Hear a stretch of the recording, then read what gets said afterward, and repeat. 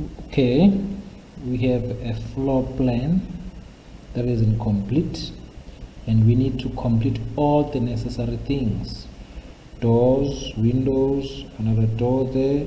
This will be a sliding door, of course. There's a window that side and there's a window that side. There's some hatching which needs to be done. There's labels which needs to be done. We've got to fit in the electrical fixtures. So let us start with the door. How do you then construct a door? We're going to look at the following. There are factors that will tell us which way the door should open. This here is your tabletop or your built-in carpet. We cannot allow the door to open this way. We rather make the door open that way towards the wall. Then we come to this part here. Here we have a window. Here we have the shortest wall in comparison to that wall. So we can't make the door open towards the window and block the window. We'll rather have the door opening towards this wall. And then another factor is that this wall, we're saying that is shorter than that wall. So that's where the door should open towards the shorter side. So let us begin with the door. So firstly, we already have our door frames. So you're going to construct a light line, and then you're going to construct another light line on this door here. So by so doing, it's going to help us when we use our compasses. So we place our compasses. So you're going to place our compasses over there, then open it to the door frame, then construct a light line, rather an arc. Then repeat the same thing on this door here. It must be touching that door frame, then construct an arc. Now we both know that we can never have a single line for a door. We then need to have a double line. So in this case here, we're not given the size of the door. However, we're looking at that distance there of the frame. That distance there must be the same as the size of the door. Now that is about 1 millimeter. Yes, it is 1 millimeter. So I'm going to measure 1 millimeter so that I draw the same size. 1 millimeter there, and then another 1 millimeter there. All right, then let's construct a light line, that is a construction line. And then I'll do the same thing on the side. I'll construct a light line on that 1 millimeter that has been constructed. Then I then draw from the frame itself. Then I need to draw another dark line, saying that is where my door should be. That's done, and then that is done, and then that is done. Then I need to darken the door. Let's draw the door dark there, dark there. My door is finished on this side. Okay, then coming to this side here, the door needs to be dark. That's dark. Another line there, and that's dark. Now this is your door in terms of how it's supposed to be constructed. Now let's get into the window. Now this is where the window is going to be positioned. So in this case here, I don't have the size of the window, so I can simply construct from this end here where it's opening, draw a light line, then draw another light line on the other side. What you need to know is the window has 3 lines. It will have a line for the frame, a line for the glass, and a line for the frame. But it's okay to have 2 lines only. Now I'm going to show you how to draw those 2 lines. Then those 2 lines must be placed centrally. There's 2 of them, one there and another one There. So now you have two lines. What these two lines are saying, that is your frame. Okay. Now we need to show the window sill.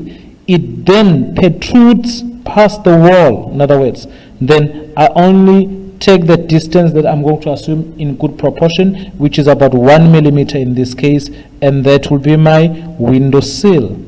Then this is where I draw my window sill. Now that is complete, then I can make these lines dark. So what have I done now? I've completed the window, and that's how we complete a window on the floor plan. Finished. Now what we need to do around these walls is I'm going to show you how to hatch. We use a 45-degree set square to do the hatching on the walls. So remember, it must be in common brick. 2 lines only, common brick. So here it's 1, 2. While you hatch that external wall, we have to simultaneously do the same thing on the internal wall, so that we'll draw them parallel to one another. Then we complete this as quickly as possible. 1, another one there, and another one down there, and it must be common brick. 1 that side, yes, there's another one there, yes, there must be another one there, and there must be another one there. So that's how we do the hatching. There is another one there. Okay, let's do it properly. It must be tidy. And there is another one there. Then we jump, then we go to that side. There's one there, and there should be one there. Then we jump, there should be one there and one there. There should be one there and one down there. They should have one there, then you should have another one there. Then we complete this by saying this is how we hatch our walls. So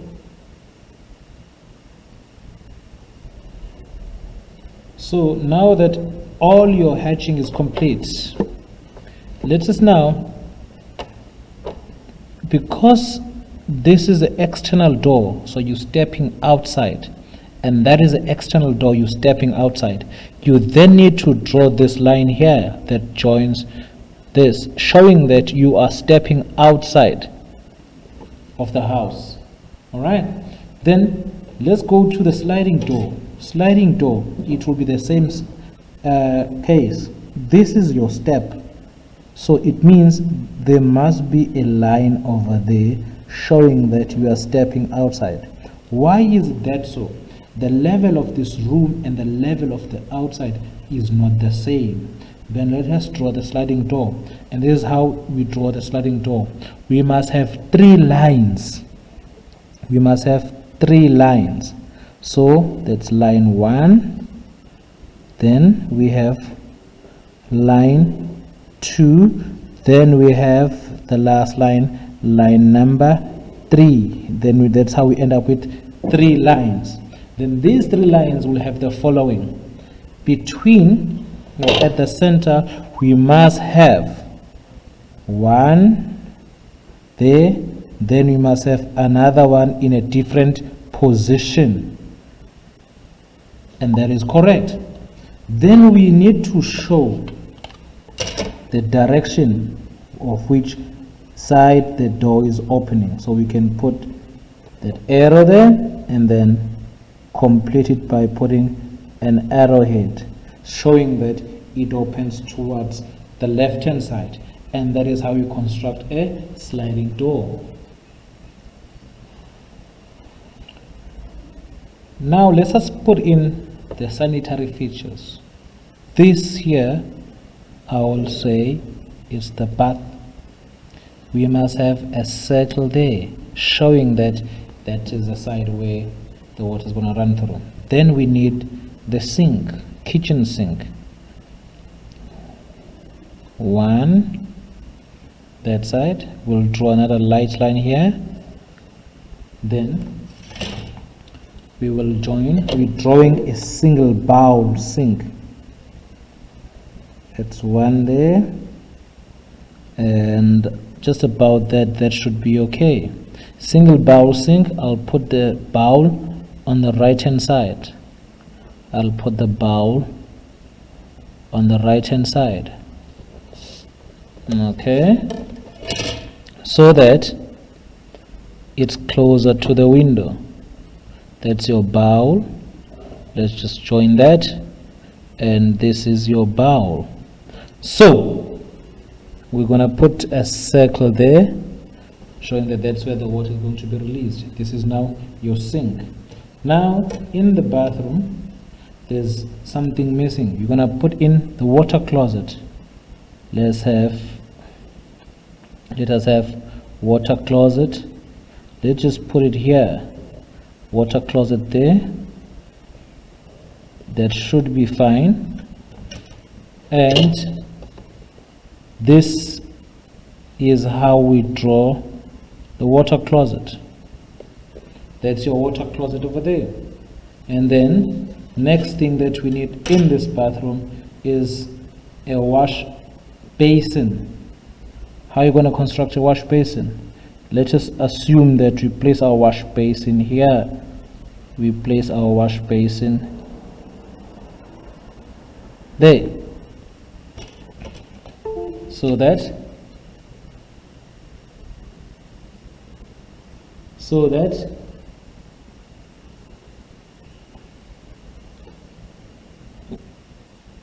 that becomes our wash basin, and we have a circle there showing that that is our wash basin. All right, now this room here has a tumble dryer, TD. This is a washing machine. So what is missing there? Let us draw. This will be known as, draw that, put that there, and then that size, yes, and then join that, and you do that. Then you put a circle there. The moment you put a circle there, what are you saying that is? This is known as a wash tub. This is your wash tub. Why? It is in the washing room or in a laundry. Now all the sanitary features are complete. The kitchen has everything that is required there. Right, now we need to move on into electrical fittings. So electrical fittings can be done in freehand. So you're going to start with this room here. You're going to put, this is known as a ceiling light. X, you do it neatly. Here in the bathroom, you're going to have another X, that is the ceiling light. In the lounge, you're going to have the same thing here. Put an X at the center. This is known as a ceiling light. Now in the kitchen, we may have this, which we know as a fluorescent light. Fluorescent light. Assuming that you're going to use 2 bulbs in the kitchen. So you're going to say 2 times the number of watts. Assuming that there are 40, then you put in 40 watts. Now we're moving into the outside of the house. Let's assume this position will be the right position for our wall mounted light. Wall mounted light. We draw a line first, then we put an X there. Let us assume, because on that side too, this side here, we need an external light. Then what you're going to do there, have that line for the wall mounted light, and then another X. So this is your external light. Now we need to put the switches for these, right? Now, in the bathroom, we cannot have a switch there inside the bathroom because of we having water over there. So we may decide to have this switch here or there. But now this is in the bedroom. So what will I do? I'll put my switch over there. Because it's connected into two bulbs, I will need to have a double pole switch. So this one goes there, one, and then this one here can go this way, and then that's where it's connected. Never connect this line into the X, but take it to the center. Never connect the line into that position there, but take it to the center, right? So now let's get into the lounge. Now 1, 2 is the same story. So because this door is opening this way, so in other words, you get into this side. Now it is not good to have a switch on that side. You'd rather have it on this side, so that when you open the door, you can reach the bulb as quickly as or the switch as quickly as possible. 1, nice feathers there. 2. So this goes and it goes to the center. That goes, it goes to the center. Now look carefully. Where do we start with our line here? We don't start from the feather. If you start from the feather, that is incorrect. It must start from the circle. All right. Then a long time ago, we used to have landline phones, which we still do have in our homes. So this here is known as your telephone jack. It's a triangle. This is where we have our telephone jack. All right. Now coming into the kitchen. Now if you look carefully, I can have the switch there so that it comes that way, so that it can put it there. I cannot have the switch behind the door. That is not good, because now it's blocking, or it's on the way when you need to close the door and put the switch on and off. All right. So what you will then do is have it there. Have it right there. Now, because there's 1, 2 also, so I need 2 feathers. 1, 2. What is this showing? It's showing that I've got to connect to that one, and then I've got to go and connect to that one there too. This is now my kitchen done. Now I need to do the laundry. In the laundry, I don't have the light as yet. This is known as a ceiling light. So because there's only one light, then I can have just one. I can't have it behind the door. It must be on the side. As I get in, I can switch on. As I leave the room, I can switch off. So this is the position. Just one pole. So from the circle, I draw a line. That's how it joins. So this is the lights. That is complete. Now, what do I need? I need the socket outlet. Others call it plug, because I need plug points. In the bedroom, I will draw a line and a semicircle, 1 and 1 with the feather that goes outside. It should not be touching the wall at all times. As you notice, that all my switches are not touching the wall. Now this is my lounge. I'm going to have another one there. That is how semicircle. This 1 and 1, it feather goes to the outside. So where else can we have a plug? Where else? In the kitchen. Because we have a stove needs this type of switch. Just that and just one. Alright, that's for the stove. We need a distribution board, which is a DB in abbreviation. So 1 will be there. This is known as your DB. Then you label D B, because that is your DB. Where else do we need the light?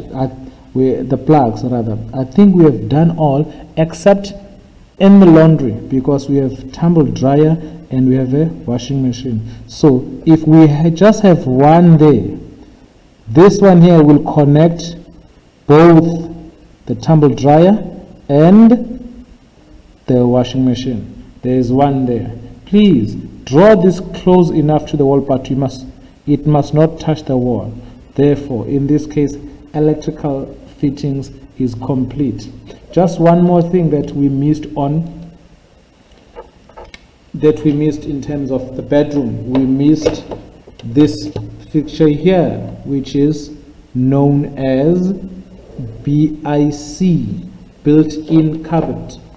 This is the fixture that we missed in the bedroom, which is known as a built-in cupboard. Then we put an X, then we also put a diagonal over there, then we label BIC, which is in short built-in cupboard. Last thing that we need to do here is labels. Labels needs 3 millimeter spacing. Now the labels belongs to things like your room designation, and it must be 3 millimeters in between. So we construct light lines in that regard that are 3 millimeters, and it must be a room designation and the floor finish. Now that you have done that, then we have drawn lines, then you label this is our bedroom, then you're going to label this as bedroom, and it's all in capital letters, bedroom. If it's not in capital letters, then it is deemed to be untidy. Bedroom. What floor finish will we have in the bedroom? Then let's assume that we are using carpet in the bedroom. So you're going to repeat these labels right through. One last thing that we need to take note when it comes to labeling. Bathroom tiles, that is done horizontally. That is also done horizontally. But now what happens here? You can label it vertically. Only two angles. It's either it's horizontally or it's done vertically. Those are accepted styles of labeling that is required. It must be in capital letters at all times. You leave a space in between, then you write the next one. It must be in capital letters, then you leave a space in between. And this is your final drawing, and thank you for watching.